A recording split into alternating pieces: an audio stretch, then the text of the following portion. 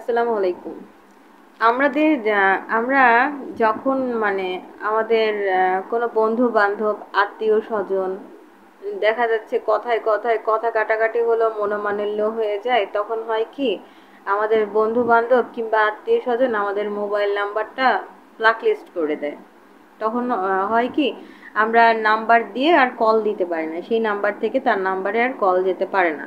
এবং ঝগড়া যে হয়, কথা কাটাকাটি হয়, সরি যে বলবো সেই সময়টাও বা সেই সুযোগটাও আমরা পাই না। দেখা যাচ্ছে এমনই কথা কাটাকাটি বা ঝগড়া হয়েছে, যে কোনো নাম্বার থেকে আপনি কল দেন না কেন সেই নাম্বার ব্ল্যাকলিস্ট করে দিচ্ছে। কোনো উপায় নাই আপনার কল বা মেসেজ দেওয়ার বা তার সাথে যোগাযোগ করার। সে অনেক দূরে আছে, কিন্তু আপনি যেই নাম্বার থেকেই কল দিচ্ছেন না কেন সেই নাম্বারগুলো সে ব্ল্যাকলিস্ট করে দিচ্ছে। এখন প্রশ্ন হলো, আমাদের তো তার সাথে যোগাযোগ করতে হবে। মানে যার সাথে আমার ঝগড়া হয়েছে তাকে তো অবশ্যই সরি বলতে হবে বা কথাবার্তা বলতে হবে। এটা আমার ক্ষেত্রে না, আপনাদের ক্ষেত্রেও হয়।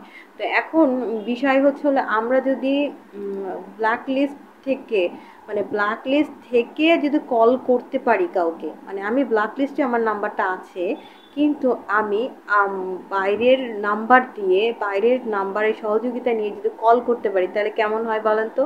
নিশ্চয়ই ভালো হয়। তো ভিডিওটা খুব ইন্টারেস্টিং হতে যাচ্ছে।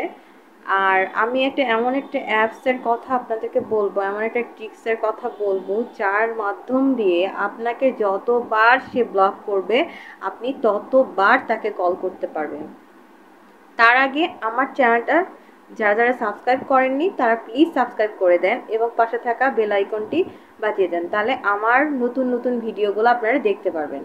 তো শুরু করি। আমরা আমাদের ফোনের মধ্যে, স্মার্টফোনের মধ্যে আমরা অবশ্যই কয়েকটা ব্রাউজার ইউজ করি, যেমন প্লে স্টোর, গুগল ক্রোম। তো আমরা প্লে স্টোরে গিয়ে লিখব জাস্ট কল। জাস্ট কল, এই অ্যাপসটা ডাউনলোড করব। এই অ্যাপসটা ডাউনলোড করার পর এই অ্যাপসটা যখন আমরা আহ, মানে এই অ্যাপসটা যখন ওপেন করব, তখন এই অ্যাপসটাতে আমাদেরকে করবে, গুগল অ্যাকাউন্ট চাইবে। আমরা একটা জিমেল অ্যাকাউন্ট দিয়ে দেব। তা আমাদের জিমেল অ্যাকাউন্টটা দেওয়ার পর এখানে একটা পাসওয়ার্ড দিতে হবে।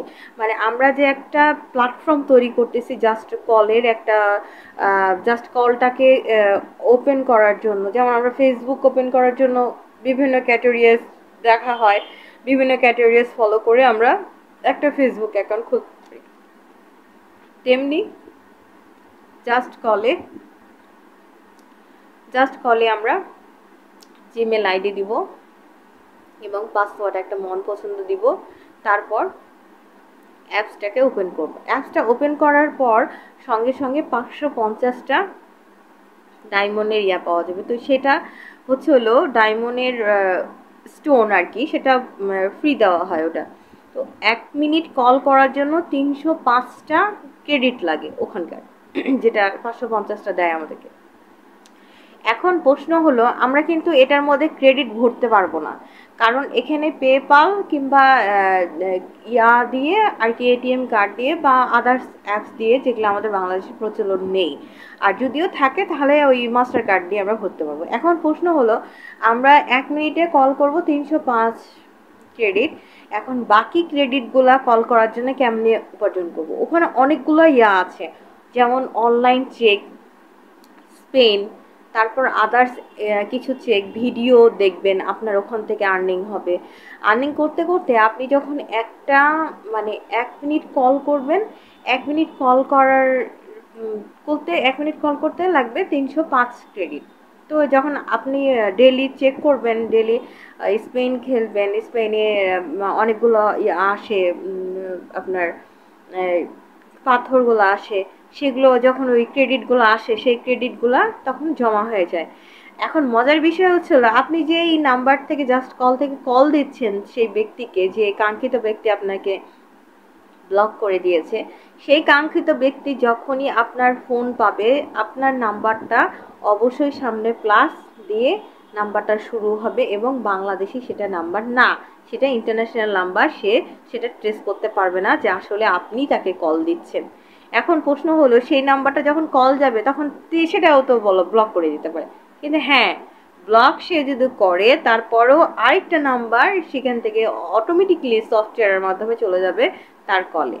তো মজার বিষয় হলো আপনি ব্লক থাকা অবস্থায়ও জাস্ট কল এই অ্যাপসের মাধ্যমে আপনি হলো কথা বলতে পারবেন। যদি আমার ভিডিওটা দেখে আপনাদের কোনো উপকার এসে থাকে তাহলে আমি আশা করছি আপনারা সবাই একটা করে সাবস্ক্রাইব করে দিবেন। ধন্যবাদ, ভালো থাকবেন।